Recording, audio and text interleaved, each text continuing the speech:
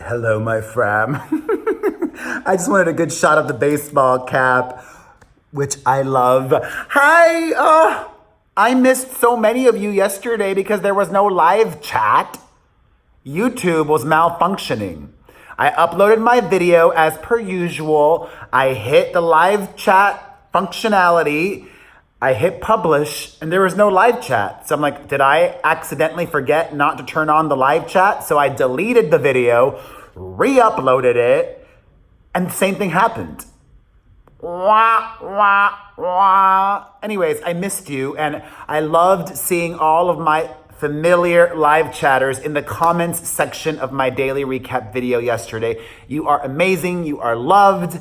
A shout out to Drama Kiki. A shout out to Kylie Kincaid and everybody else. You know who you are. You are appreciated. And I brought out a real old mug for today's show.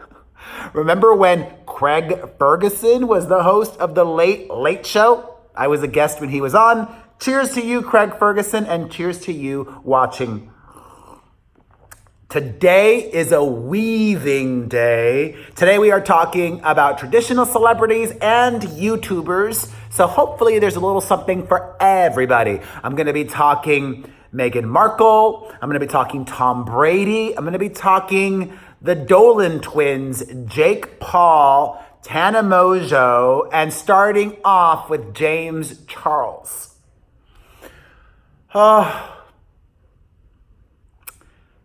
If you are not familiar with the latest James Charles controversy, old DMs of his have gone viral in which he mocks a disabled person, in which he makes fun of that person for being in a wheelchair. I will tell you what James Charles said in a minute, but let us put some context here. James Charles was most likely, 15, 16, 17, 18 when this happened. I don't know the exact age he was, but he's still incredibly young. Let's see how old he is. I think he just turned 20 maybe. James Charles is 20. I'm going to assume he was 16 because I think I read that. It was a few years ago now, at least 3 years ago, on one of his first trips to Los Angeles, and James Charles went to an event. And he was communicating with a supporter of his after he got back home to upstate New York and said, "Did I tell you that all these fans came up to me for a pic? There was literally the hottest guy I've ever seen, like Justin Bieber sexy. He wanted a picture with me, but some kid in a blanking wheelchair came up before him and could barely talk and took forever. The whole time he was talking, I was just like, hurry the blank up, spit it out." Like, he could barely talk. It was so annoying. Like, shut up. My future husband is behind you. Like, go back to the Special Olympics. What James Charles said was awful. What James Charles said merits a current apology.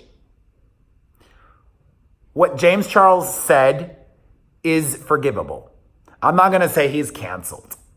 Because when you're 16, you're not even fully formed. Maybe he heard awful things like that in his house.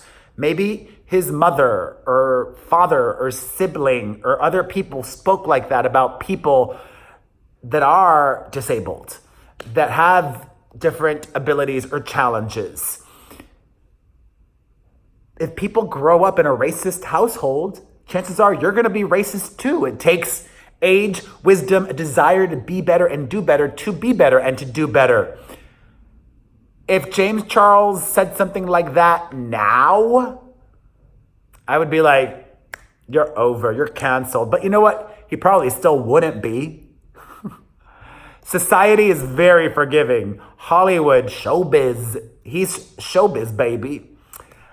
But I do think that there's a teachable moment here. I think he shouldn't ignore this, and he should tell his fans, when I was young, I was dumb, and I made so many mistakes. Learn from me. Let's have an important dialogue about how to talk about others, even in private.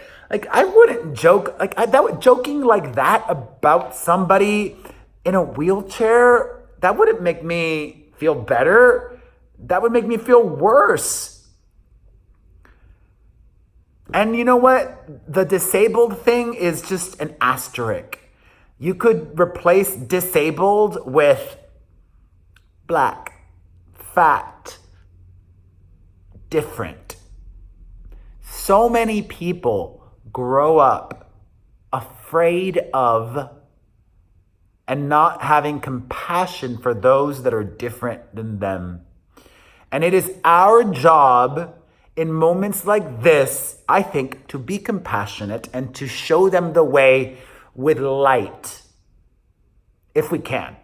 Sometimes people say things that are so awful, you're like, ay, ay, ay. What a week it's been for James Charles. I talked about him in a few of my videos, the one from yesterday, I think the one from Sunday too.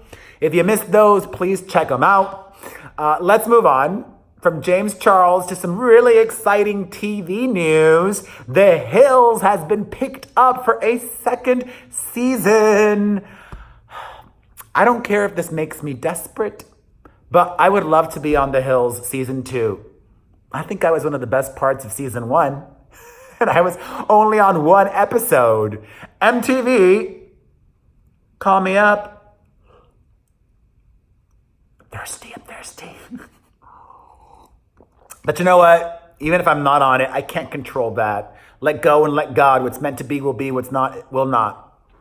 I am thankful for having been on 1 episode this year. And I am happy for all of my friends on that show, for A, getting a paycheck, and for B, for even more paychecks to come, because being on television is such a good look for them. All right. A lot of people, even the ladies of the talk, were talking about Tom Brady and what he did on vacation with his 6-year-old daughter. Tom and fam were in Costa Rica, and he dove off a cliff. And a lot of people thought that that was bad parenting and dangerous. And it, you know what, folks? It may have looked worse on video than actually there. And also, I will guess that the video we saw was not the first time that Tom Brady jumped off that cliff. He probably jumped off it before by himself and then said, you know what, it's not bad. My 6-year-old can do this. It's hard for me to decide if my 6-year-old would do that because I wasn't there. I didn't jump off there.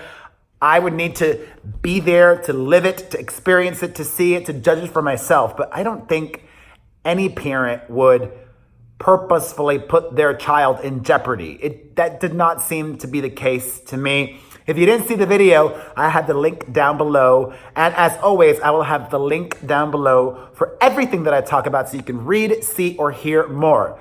Like this TANA MONGEAU video, which I equal parts hated and loved. If you missed Tana's most recent video, she pranks Jake Paul by pretending to be pregnant. Oh, and all week she pretended to be nauseous. I don't think that joking about a pregnancy is funny. I don't think that's a prank. Especially, what if you learn, well, I guess if you learn something bad about the person, like have an abortion right now, that's a good thing to know, that they would respond that way. But so many women struggle with infertility. To me, a baby is a blessing and a miracle, and I wouldn't joke about that. And then there are babies that are born about in awful ways, and I wouldn't joke about that either. And I can believe a baby is a blessing and a miracle and still support fully a woman's right to choose.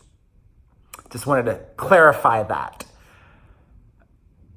While Tana was obnoxious and the whole conceit for her video was obnoxious, it was nice to see Jake Paul thinking, oh no. the air conditioning turned on, and this iPhone is too good. It will pick it up. It picked it up when I was in Mia's room the other day, and the noise was driving me crazy. So I'm just gonna move here and hope, yeah. No AC blowing in here. Okay, let us continue. Thank you for being a friend. Travel down the road and back again. It's one of my go-to songs. I love it. Okay. I loved seeing Jake just being real. Because I'm real always. And I'm also performing for you. I'm real always. And sometimes I'm a heightened version of myself. Sometimes I have to drink extra coffee, though it's water today, agua, and really make sure that I deliver and give you guys quality entertainment always, even when I'm low. Jake Paul, I don't know. I think a lot of the times he is acting. I think a lot of the times he is putting on. And even when he is being real, when there's a camera on and you know the camera's on, I think Jake Paul puts a mask on, from what I can tell, because the Jake Paul that I saw in this video was very different. Seemed nicer, sweeter. And I like that. And it seems that Jake and Tana are real. So that video, it gave me a glimpse into their real relationship. And yes, their real relationship is both real and fake at the same time. They are getting off on all of the attention and the drama and the clicks and the headlines. And they also like each other, somewhat. All right. Meghan Markle is a lightning rod for controversy, much like Jake Paul, but she's not even controversial. She's doing the least to be controversial, and yet so often is. And so many royal fans, I'm not saying all of them, don't get it twisted. So many royal fans hate her and are out to get her. What happened most recently is the most hilarious to me, because it's literally nothing. They are making something out of nothing. A reminder, Meghan Markle doesn't have her own Instagram account. Her account is a joint one with Prince Harry, and it's probably run by somebody, a social media manager. Okay?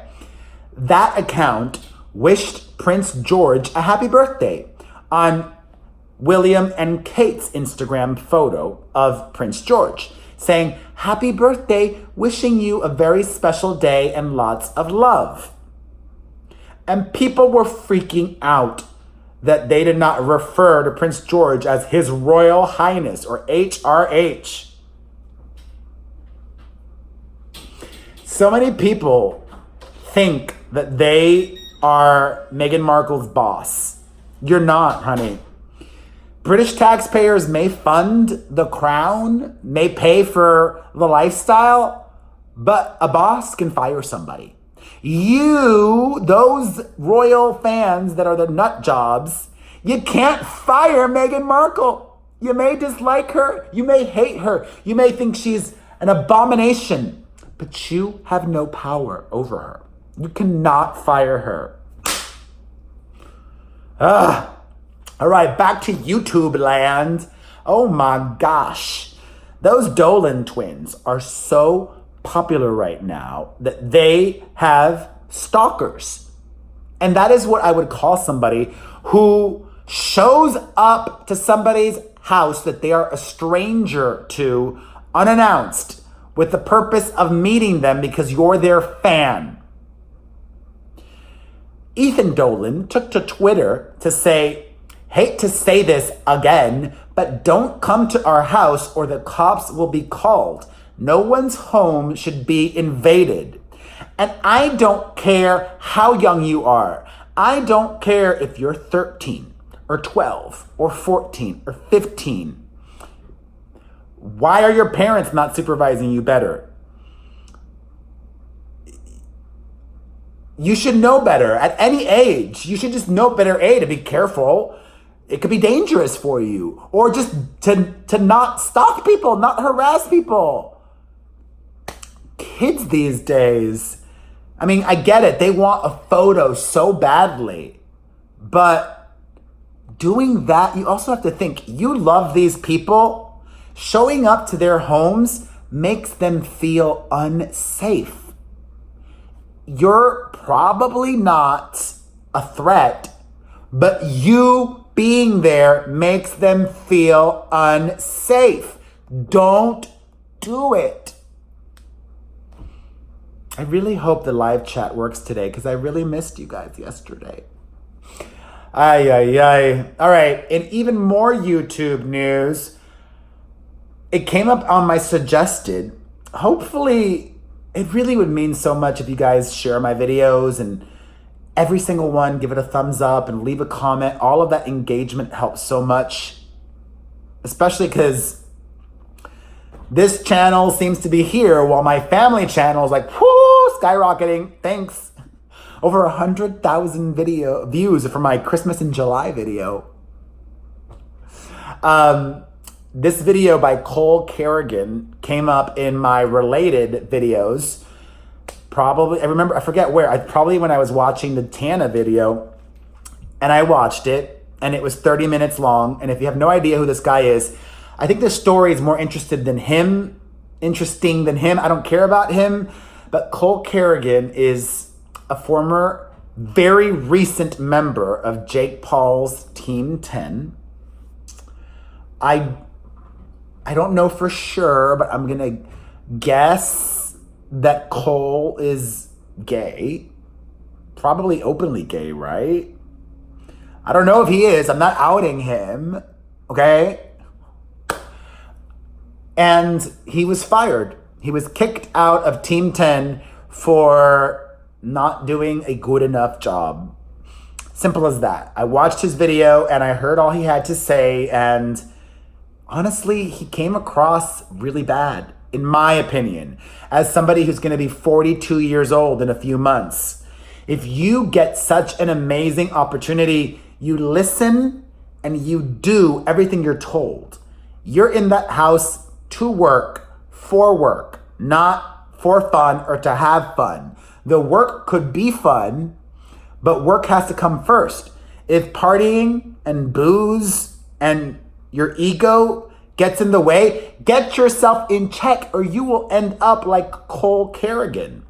And something that Jake said, I agree with. This kid came across as lazy. You can't do 3 videos a week. Hello, I do 7 videos a week, sometimes 2 a day. Not often. I try to limit it to once a day unless there's like huge breaking news. But I do 2 channels. I actually do 14 videos a week. I do 14 videos a week. And this Cole Kerrigan couldn't be bothered to do 3 a week? Lazy. And he had so much more to gain. To use Jake Paul for his own benefit. He didn't get the full benefit of everything. He was a member of Team 10 for what? 4, 5, I forget. At least 3 months he was there from the video he said, because he said it took 3 months to get his equipment there. And he's not even big yet. He's got 349,000 followers on Instagram and 88,000 on YouTube. Yes, he had receipts. Yes, other people that were part of Team 10 were awful, specifically that Armani guy, whom thankfully has not entered into my consciousness until now. That guy who allegedly, according to this guy with alleged receipts, was physically abusive towards women. Does not shock me that Jake Paul would have somebody like that at his crew. And this guy also was homophobic. Would not shock me that Jake Paul also has homophobic crew members. I applaud Jake Paul for hiring somebody different. He is so heterosexual white male, and Team 10 is so heterosexual white male, diversity would be a good look for him. Even fake diversity. Even if he just does it because it would be a good look for him. But yeah, I believe everything he said that is happening to him afterwards as well. He alleges that they hacked him, that Jake Paul hired a hacker to hack him, that he's getting threats and bullying from the editor and from other members of Team 10. And I agree with what he also said. This is all a good lesson for him. The School of Hard Knocks, this is what your 20s are about. It's about making mistakes and learning from your lessons. But if you are watching this, and if you want to go places, unless you're already established, you need to be subservient. You need to say yes, and please, and thank you, and more. Kids these days. Ugh. All right, on to some music news. This is not good news for A$AP Rocky. The Swedish police have dropped their charges against his alleged attacker, claiming he acted in self-defense. So gassy. Ugh. I gotta go put my CBD cream on because my shoulder is bugging me. Your boy's been working out so hard. They do a lot of shoulders in these group fitness classes. I never used to do so much shoulders. Like today we did this and that bicep, that combo, and then other things that also work out the shoulders. Whatevs. Yes. Nip slip. Okay. In more music news, when you've got Ed Sheeran money, you can do the following. Ed Sheeran bought the houses next to his London mansion and the flat above his Notting Hill restaurant to stop neighbors from complaining about noise. What did he do with all the homes, though, next to his London home? Are they sitting empty? Baller! All right, congratulations to Lil Nas X. He did it. Lil Nas X has tied Mariah, I like it better this way, has tied Mariah Carey with Boys to Men and Luis Fonsi with their songs, One Sweet Day and Despacito, to have the longest #1 song in the history of the Billboard Hot 100. If Lil Nas X gets one more week, he will have the longest song on the Hot 100. I'm not mad at it. It is what it is. Congratulations to him. In more music news, Ryan Adams is addressing the controversy of him being awful and abusive towards women, including his ex, Mandy Moore, who said he was awful towards her.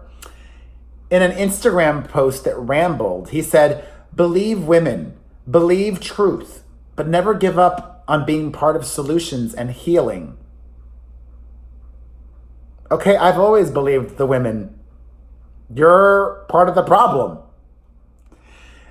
I don't even want to talk about him that much because who cares? But click the link down below if you want to read everything in full. More TV news. Onto TV news.